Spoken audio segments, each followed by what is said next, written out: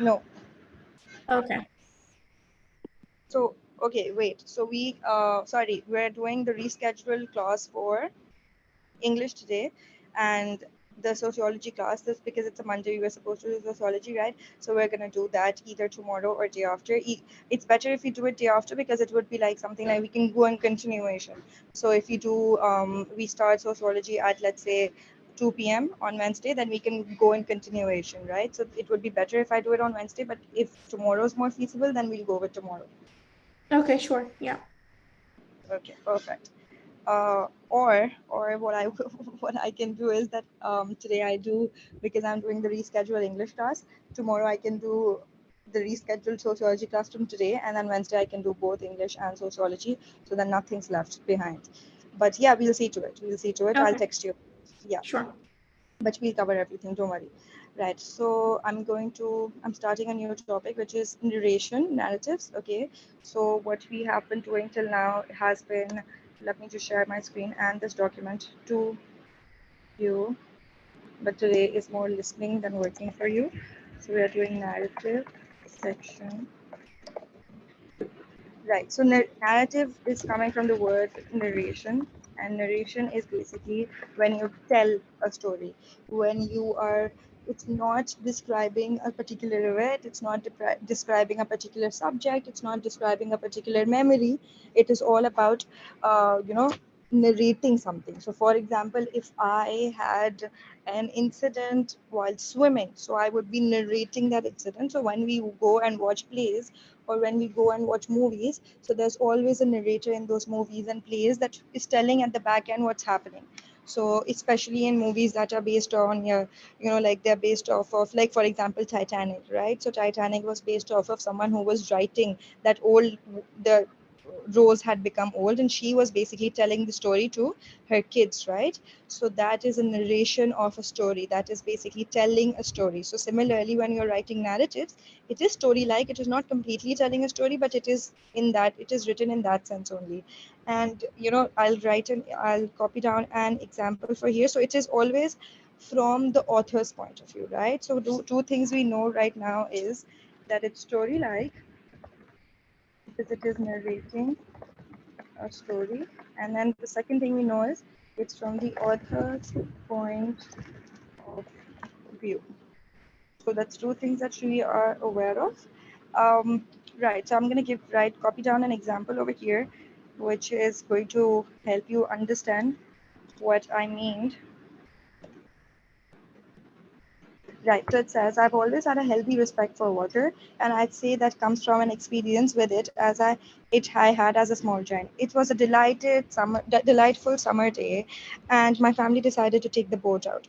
But then the sky suddenly turned gray, and our delightful summer day became a terrifying summer thunderstorm with forceful wind pushing the boat as my brother and I tried to bail the pooling rainwater out with buckets. So look, now he's starting to tell a story, even though he started in a very descriptive way, or he started in a very story like way. I've had respect for water, and then but there came a but, and then he described the day, and then there came the whole story like. So now he's narrating, and now probably continue.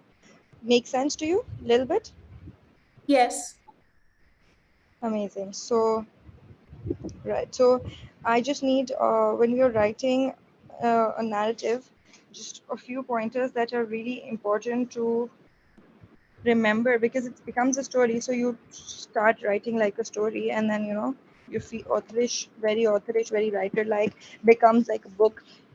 So that's not, you have to maintain your word limit, you have to maintain your span, which is why you need to brainstorm. That's one thing. So these are the steps you will always follow with narratives. The first, I think, is always brainstorming it. Then the second thing would be writing the outline with the first draft, and then we will go back and we will edit it.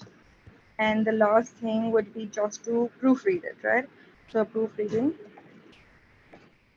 would be the last thing. So brainstorm would be that, okay, I am going to write this first, then I'm going to follow with this, then I'm going to follow with this, I'm going to mention this and that, and everything just making a bubble. So just making a bubble in our books or whatever. Then outline would be just to write the first draft, which is basically writing your first narrative, first story. and then going back and reading it from the top and editing whatever you feel is not very story like, or not very um, narrative like, or something that you feel like isn't required, or something you feel like is missing, all of those things. And then in the end you have to proofread it.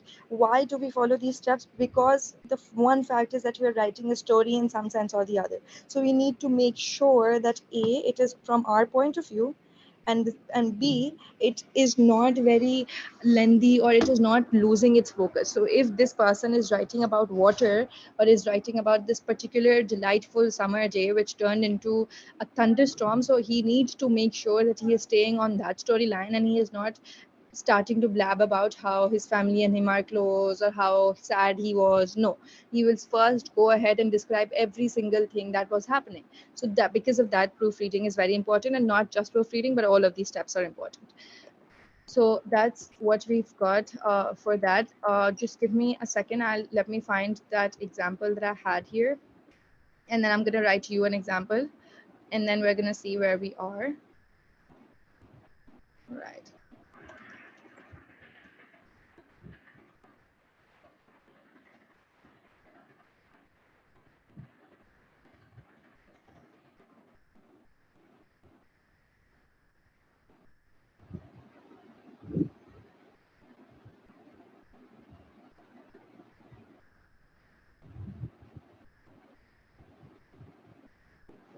Also, your when you're writing a narrative, you can always have characters. That's another thing.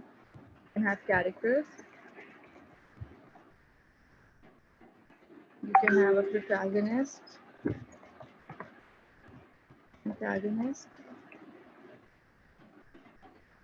All of these things you can have. You can also, it can be fiction, it can be real. Also, protagonist is basically, the leading character. So that could be you in most stories. And antagonist is basically the villain. So you can have all of those things, because it's all, you can write a fiction, right? So you can write anything that you want to. There's no specifications here. um, you can have a, okay, also, yeah, you can have a setting, like he had this boat as a setting.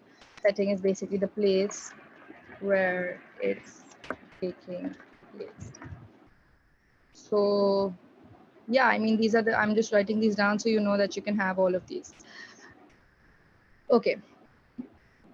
Okay, I'm gonna share an example with you. Let me share my screen.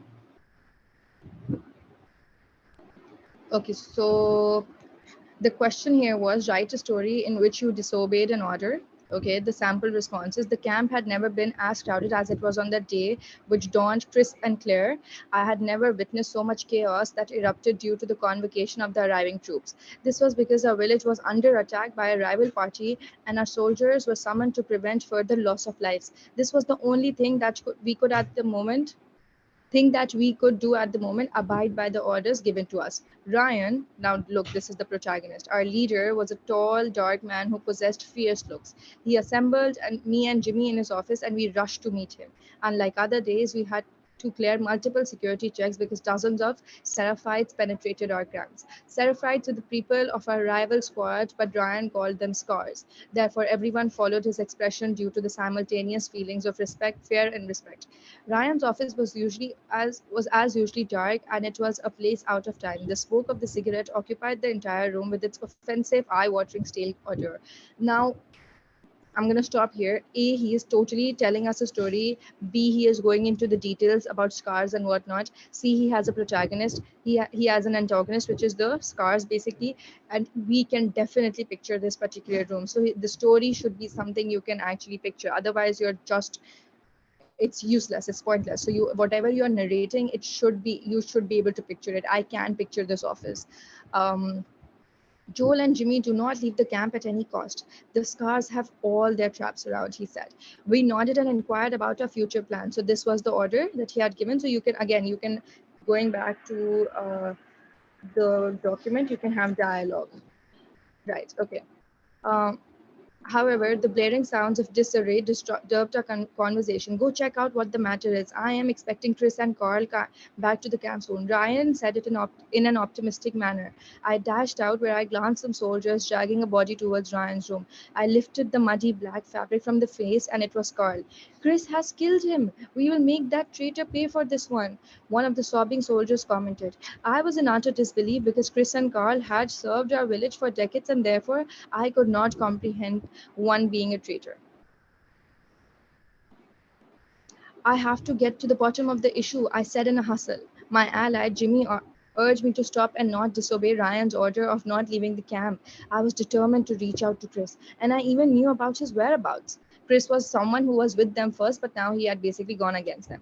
This was because he was entrusted an assignment to do to our previous hideout. Nonetheless, Jimmy helped me egress from the camp from the southern door because there were the number of troops was minimal there. I confidently marched towards east to confront Chris, but after 20 minutes of hectic sprinting, I became more cautious. Unfortunately, one of the traps of scars caught me as my left foot was trapped into a metal cage. I was surrounded by numerous scars within a fraction of seconds who had their heads shaved and eyebrows removed, and they were honestly terrifying. They referred to as wolves, and one of them said, "We need to get rid of him. He has an idea where we are camping." I took a deep breath, and my nose caught the most horrible odor ever. The smell was terrible. It could even get a beast on its feet, but I was more concerned about my life as it flashed before my eyes. There you used a simile and a metaphor here. The muscles in my body screamed at me to flee the cage, but the cage kept me frozen.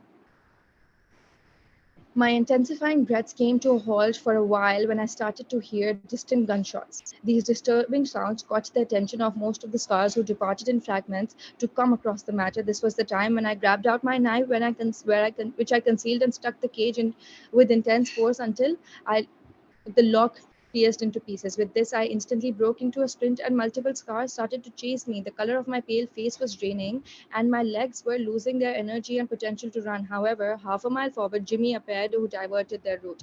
Exhausted, I arrived at the door of the camp where Ryan was standing with his wide, open, glaring eyes and tightly closed lips. I wanted to explain, but he yelled in an uncontrollable manner, "You disobeyed me for that, traitor!" I also want to know why he did that to his close friend Carl. Simultaneously, he struck sharply at my face with intense force of his hand and ordered me to get locked. I was anxious about my punishment, but even more worried about Chris. My mind was bombarded with the question, why did he commit this crime? What if he is innocent? What punishment will the camp decide for him and for me? I sobbed in the cell, which gradually escalated. Make sense? Understood? Yes. Okay, that was actually a very good story. So first of all, they said that the description was amazing. That's positives. They've given us examples. Vocabulary was good. That's another thing they wanted. They told us element of suspense was there. He keeps the reader engaged. There was a cliffhanger. Cliffhanger is basically when you create suspense. Now, in cliffhanger, at the end, you create suspense. So when we watch these TV shows, they leave us with cliffhangers. So many of them, like for example. Emily in Paris, left us with a cliffhanger if she's gonna stay in France or whatever. All of these are cliffhangers, and that's what he did. That he left us in a cliffhanger where he said that he's in the cage and he has no idea what's gonna happen to him. Now we're also curious. Okay, what will happen to him? But also they're saying that one bad. Till here they're talking about all positives. One thing they're saying that do not always leave your story incomplete. They might just mark this as incomplete, and not a lot of dialogue should be used, okay, because then it seems like a speech. So yeah, I mean, that's all they said for him. So holistically, a good story. He had all of the things. However, they just said that he could use lesser dialogues to just show what he actually wanted to go with. So that's one example that we read just to get an idea how we're supposed to write it, okay. Now what we're going to do is I'm going to copy paste a topic here from one of the years, and we are just I am just going to brainstorm it, and then I'm going to give you the chance to brainstorm it in your way, and then maybe go with the outline or the first draft. um, so right, okay, so I've got, let me see what topic we can use.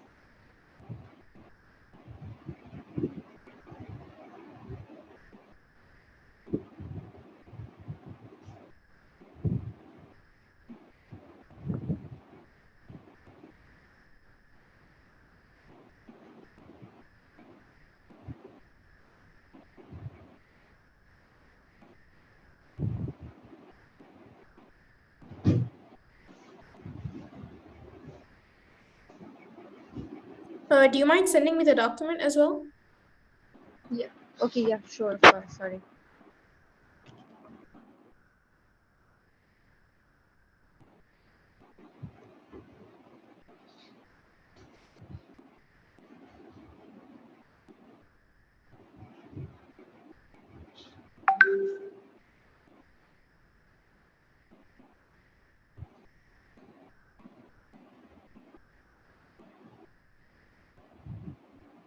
Okay, I've got a topic from 2018.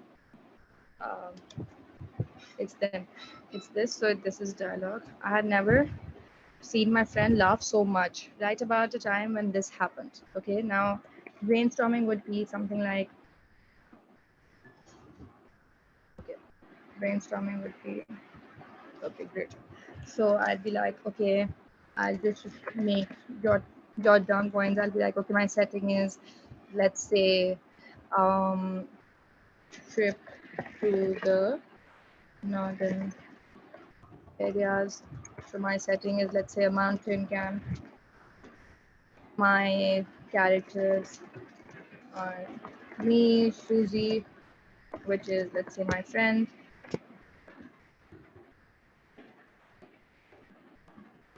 John, let's say, who's the teacher. I'm just making all this up. Okay, I'm probably gonna make a story out of this. Then I can say that we had another friend, let's say Carl. Then we had another one, let's say Mary, Jane. There you go. That's all the characters that I've got. Then I can say, okay, what was happening. So let's say she had an encounter with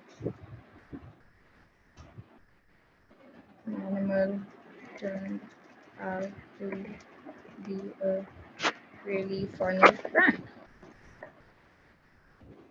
Or I could say that that's brainstorming is, look, this is exactly what brainstorming is. I'm just planning out things that I could do with this particular topic. So I can say that it was an encounter with an animal, which might be so funny, or I could say that it was a late night conversation between my friends and I. Anything could. So I'm just brainstorming, and I'll go with one of these, and I can say, um, why we were trekking. That should be my start. I can write that this is my intro, and then my conclusion would be that we made a scrapbook and took photos of that particular night.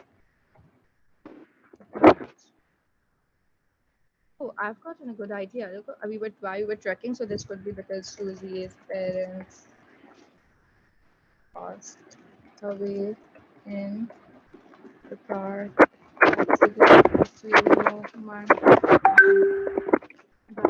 So we are trying to, let's say, distract her, which is why I can say that laughing was actually a great thing for her at this point. Makes sense? Does my brainstorming make sense to you? Yeah. Yeah. Yes. So you go ahead with the same topic and just brainstorm something that makes sense to you. So some similar to this, doesn't have to be long, could be just 2 lines as well. Something that just gives you an idea, not even me, but you an idea. Actually, wait, don't brainstorm yet. Let me just go ahead with the outline. So and then you can have the floor to brainstorm and write the outline so that you have an idea how to do that. Also, in the outline, I'm not going to write the whole thing. Not my first draft. I'm just going to write the, let's say, the introduction and maybe a little bit about the first paragraph. So again, we have 5 paragraphs, out of which 3 are the heavy paras, so the most important ones. So I could say, um,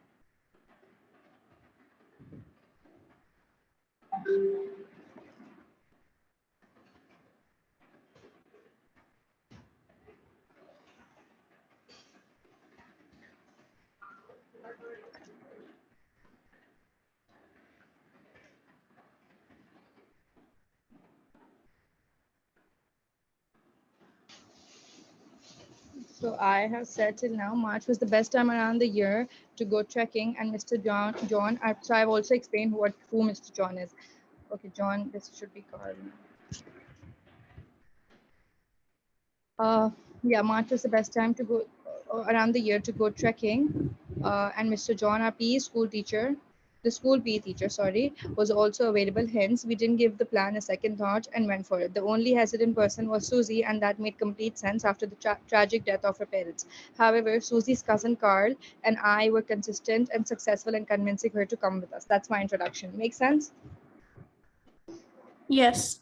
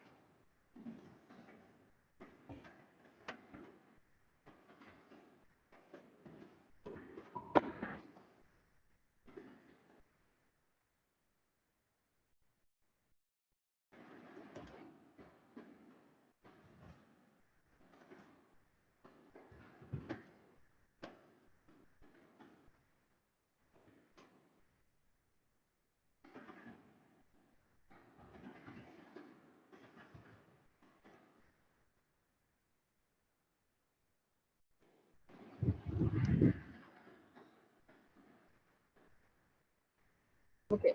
So Right. So I have said March was the best time of the year to go trekking, and Mr. John, our PE teacher, our school PE teacher, was also available. Hence, we didn't give the plan a second thought and went for it. The only hesitant person was Susie, and that made complete sense after the tragic death of her parents. However, Susie's cousin Carl and I were consistent and successful in convincing her to come with us. We left on a Tuesday morning at 6 a.m. and decided to stay for 6 nights and 5 days. Upon our luggage checking, I realized that I had packed half my cupboard with me. Mr. John, to my surprise, had a colorful collection of beanies, and Susie, being her, had the most astonishing collection of boots with her. There was also Mary and Jane, who were twins, and almost all their outfits were the same. We started our journey with the local mountains and then aimed to move towards Naran Kagan and ultimately as close as we could to Ketu. We had safety bags and reinforcement arranged by the school who followed us like our shadows. And now I'm just going to give a concluding thing, which basically is creating anticipation for the next thing. Um,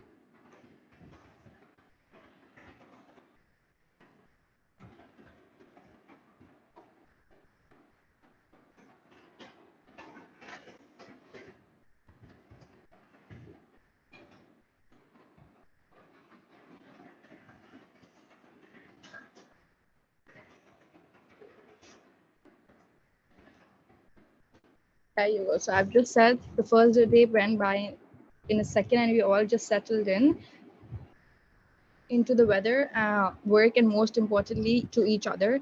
We had fried rice and noodles that tasted as bland as soap and slept in camps with more mosquitoes than a swimming pond. Now, that's my first day narration, or just, holistic trip narration. Okay.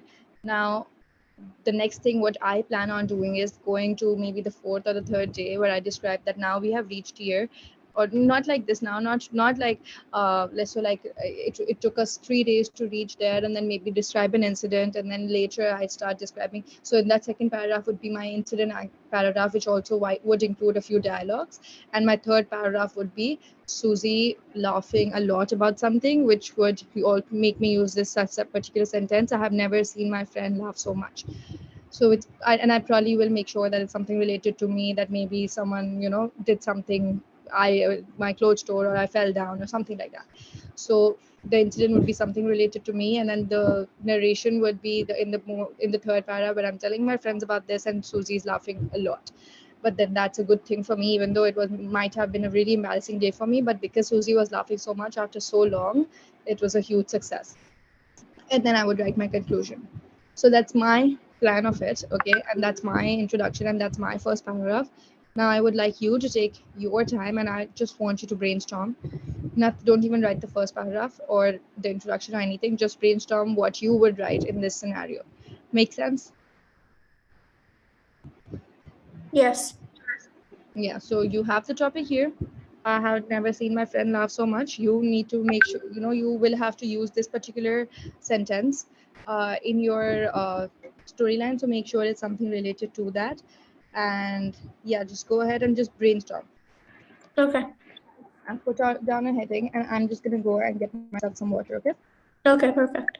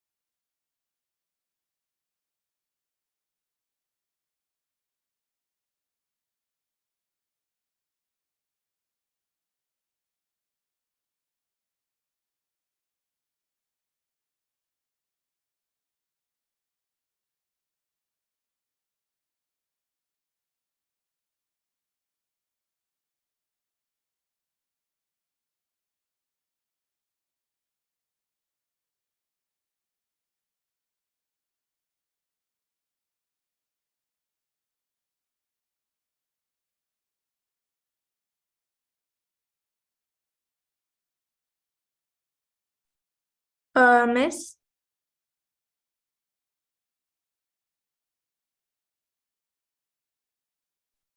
Miss. I have a question.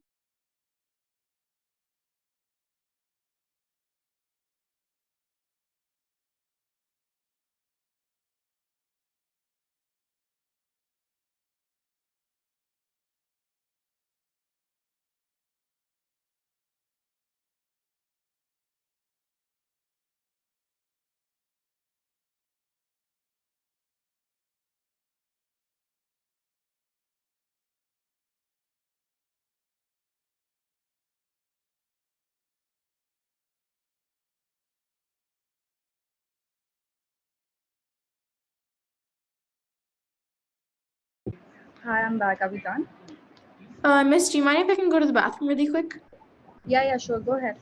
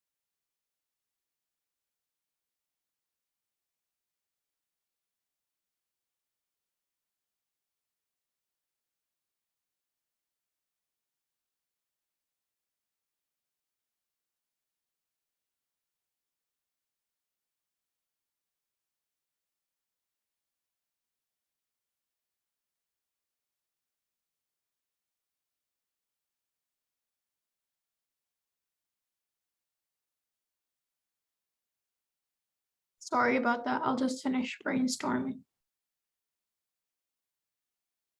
No worries, take your time.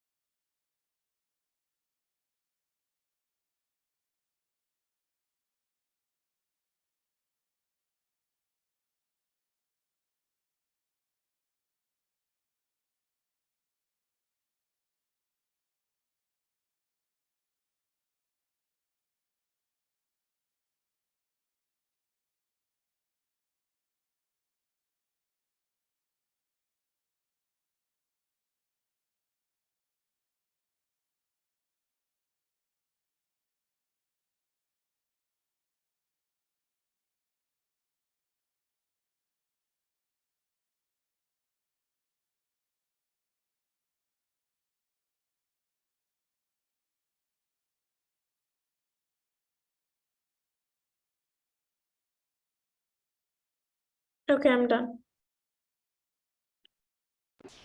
Okay, yeah, from the looks of it, it looks like a nice story. Like from your brainstorming, nice plot with the father trying to snowboard for the first time. Very nice. Um, okay, yeah. So that's great. So you now you know what you have to write about. Um, okay, wait. So outline editing. Okay, great. So I am not sure if you should write the first paragraph right now. So I am going to continue with my outline. And for homework, I would want you to write your first paragraph because you've done the brainstorming, which I feel is okay enough. And also because I always just whenever it's our first time, so I always just give you a demo from what I'm writing, and then you start with yours. So I'm going to give you my second paragraph, and then we can discuss that. And for homework, then you can write your first paragraph only, not even second, just first. Make sense? Okay. Yeah, makes sense. Okay, great. So let me just okay. Um,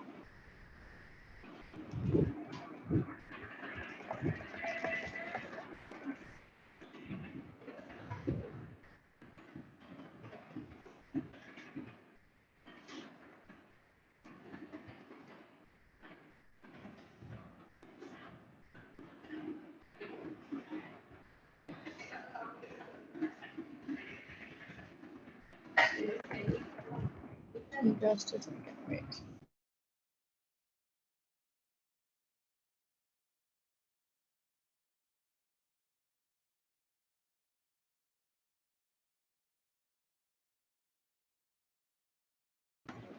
Okay.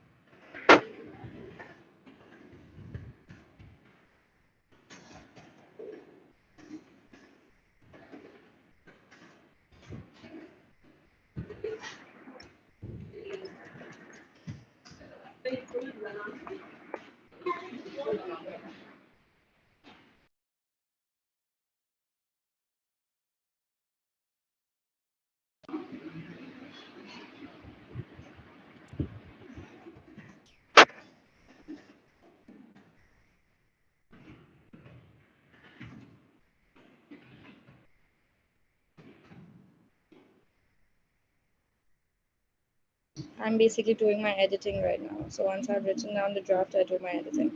Right, okay. So what I've done is I've said 3 days into the trip, and almost everybody was having temper issues, and of course, not to forget the flu.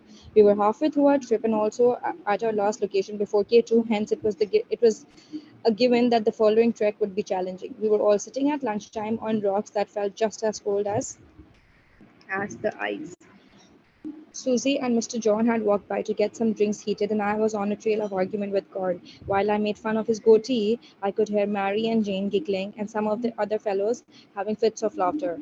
Upon the boost of confidence, I placed my bowl beside me and got up, mimicking Carl and almost screaming, "Hi, I'm Carl, I'm a pain." I then took a step forward and mimicked his walk to which Mary was recording on her camcorder. With Carl's furious eyes staring at me, I enjoyed each second even more. Enough so that I lost balance and slid right down the slope, curled into a ball. Everybody was startled and ran after where I was leading, only to see that I ended up in a bush. I could see 5 pairs of dilated pupils staring at me, whilst all I could say after getting up was, "Mary, you got that on camera?" Make sense? Yes. Amazing. So now what I'm going to do is, so that's my storyline. I feel like this is me narrating a story which seems half as real. And my next step would be in the third paragraph, what Mary had recorded me showing that to Susie, and Susie getting into a fit of laughter where she basically, goes all red like a tomato. That would be a simile, red as a tomato. And yeah, and then I just, that would be my conclusion. So that would be my basically my climax. Okay, I've reached that point of the story, and then I would go to my conclusion where I would write about how uh, it was something that we did never regret it. It was something that I'm still sure that I would do for a second time as well. Make sense? Yes. Okay, so you have my story right here. You have all the things that you're supposed to do. You can add. You have all the instructions. You have your brainstorming. All you have to do for homework is that you just write me the first paragraph of your particular story. Same topic, your story. Make sense? Makes sense. Yeah. Amazing. So you are free to go for now. And thank you so much for. No worries. Thank you. Allah Hafiz. Yeah.